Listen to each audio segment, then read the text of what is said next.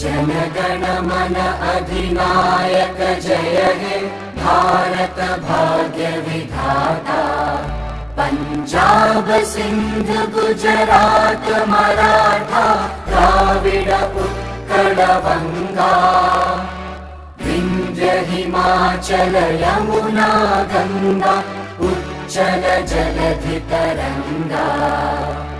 तव शुभ नामे जागे तव शुभ आशीष मांगे गाहे तव जय गाथा।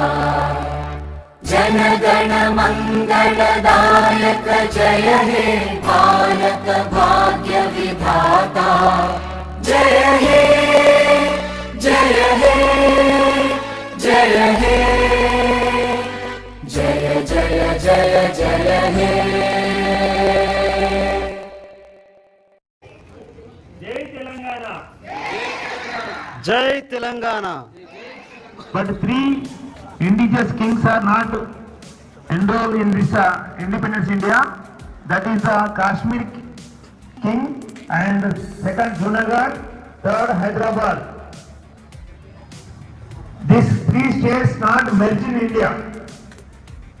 So that time we got the independence and our Home Minister Sardar Vallabhbhai Patel take the initiation and he take the Operation Polo.